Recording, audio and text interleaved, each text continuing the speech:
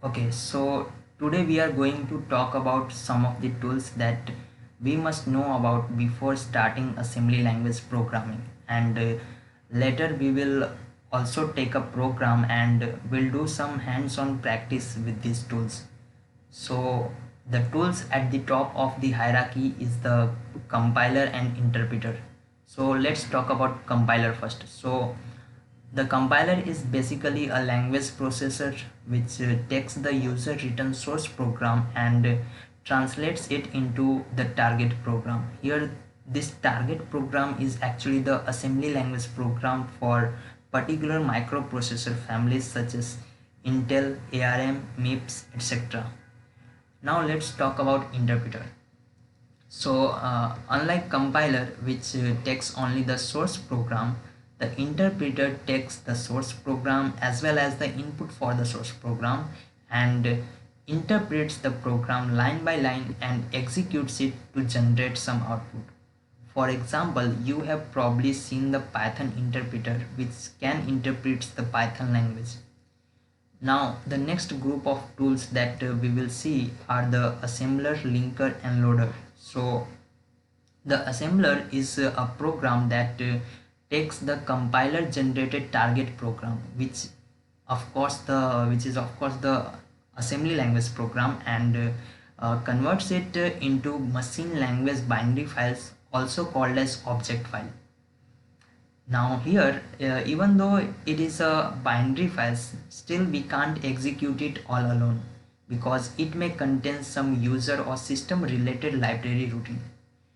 For example, in C programming language, the printf and scanf are the system library routine and it has been defined into the library files. So for that reason we have to first link the library files into this object file to make it executable. Now here you can also see a file called list file.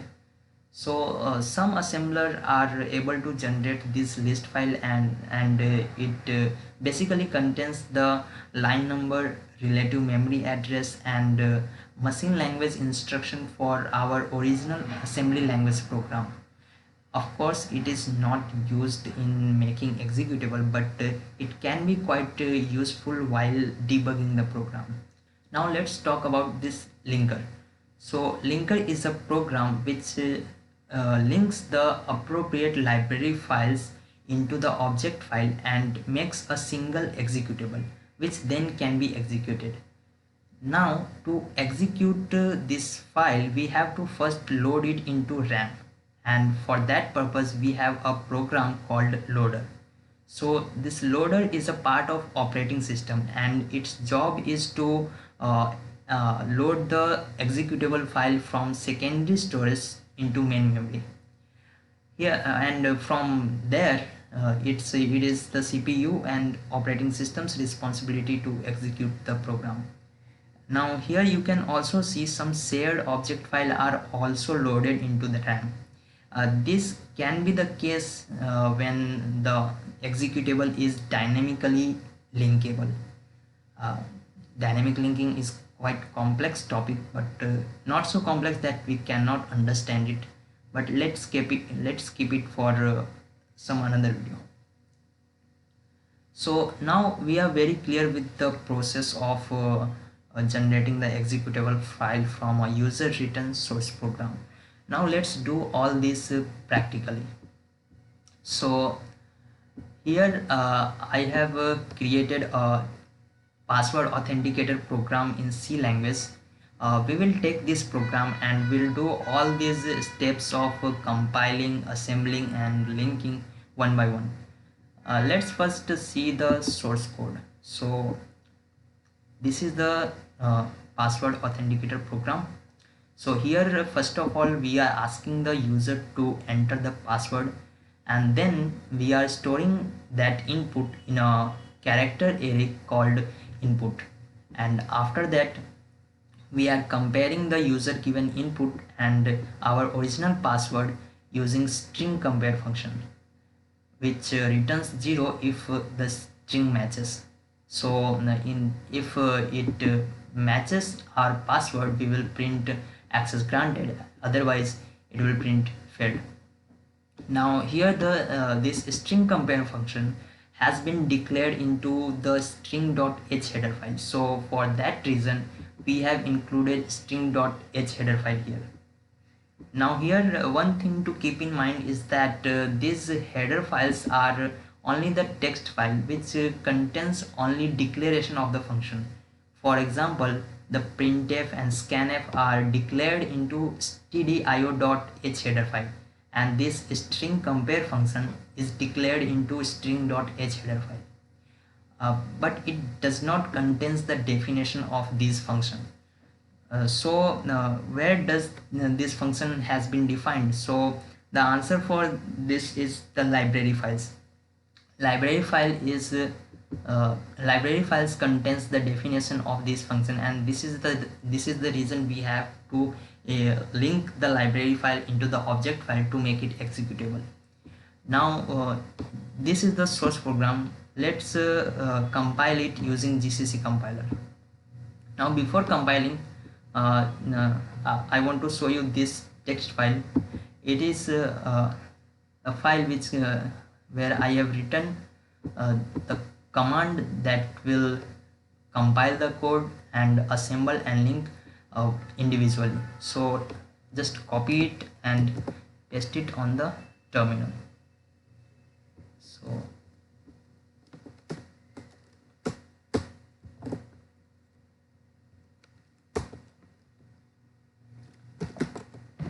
okay, so it has created a file called auth.s, which is a target program, means our assembly language program. We can also open it using mousepad, and we can see that how the assembly program generated by the compiler looks like. So let me open it. So this is the assembly language program generated by compiler for our password authenticator. Now we can assemble this using assembler. So let me copy the command and execute it.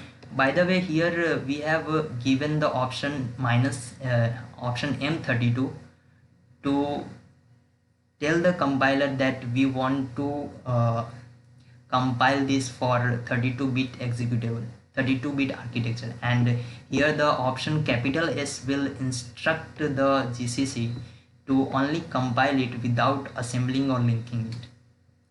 Now let's copy this command and paste it over terminal. So here the AS is the GNU assembler, and here 32 option is given for instructing the assembler to generate the object file for 32-bit architecture, and this O option specify the output file, which will be the auth.o, and this is our the assembly file which we want to assemble. So let me execute it. Okay, so it has now created the object file auth.o. This is a binary executable file, but still we can't execute it. We have to link the library files into it to make it executable. So let's copy the command for linking.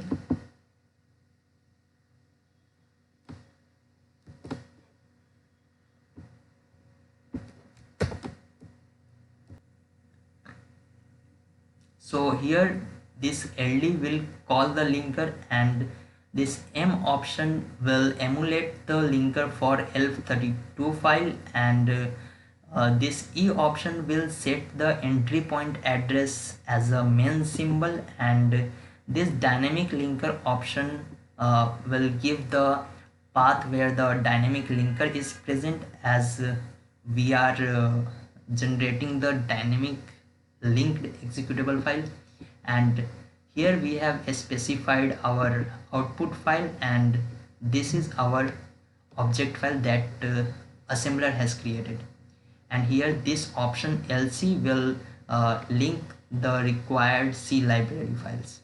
So let me execute it. Okay, so it has created our executable called auth. Let's execute it and see what it does. Let me enter the password. So our executable file is executing as expected, but here it is showing the segmentation fault, which generally happens when we try to access the restricted memory location. uh, I don't know why this happened, but it may be due to the inappropriate linking or something. Tell me in the comment if you found something about this. So we can also do some other things with this file. So uh, let's say find out the information about this executable using file command. So file auth. So it is saying that it is an ELF32-bit executable, and it is a dynamically linked file. That means it requires some library files at the execution time, and here it is showing the interpreter uh, or the path name where the interpreter is present. But wait, why do we need this interpreter? I mean to say that we have already compiled it, assembled it, and linked it with required library files. Then why do we need this interpreter thing again? Also, did you notice that this is the same file that we have provided as dynamic linker? So now it is more confusing that whether this file is a dynamic linker or a interpreter. Let's Google it first. So this is the dynamic linking documentation from Oracle, and here is what we needed in the program interpreter section. So it says that an executable file that participates in dynamic linking, that means a dynamically linked executable file, must have one entry as PT-interp in program header table, and in this PT-interp entry contains the path where the interpreter is present. If you don't know about the program header table or PT-interp entry, you can watch the last video where we have discussed the format of ELF executable. Now this PT-interp entry in program header table has been filled by our linker LD when we have declared the option dynamic linker and its path. This option actually instructs the system to invoke this dynamic linker as the interpreter. Means in our case, the dynamic linker is the interpreter of our executable file. So the system calls the interpreter, and after that everything is handed over to the interpreter. And keep in mind that this is not the interpreter that we have discussed earlier. Okay, so now we know how user written program get converted into binary executables. So friends, that is all I have for you today. I hope it has helped you a little bit in your journey, and see you soon in the next video where we will try to crack this password authenticator using debugger called GNU Debugger. Till then, keep exploring, keep growing. See you.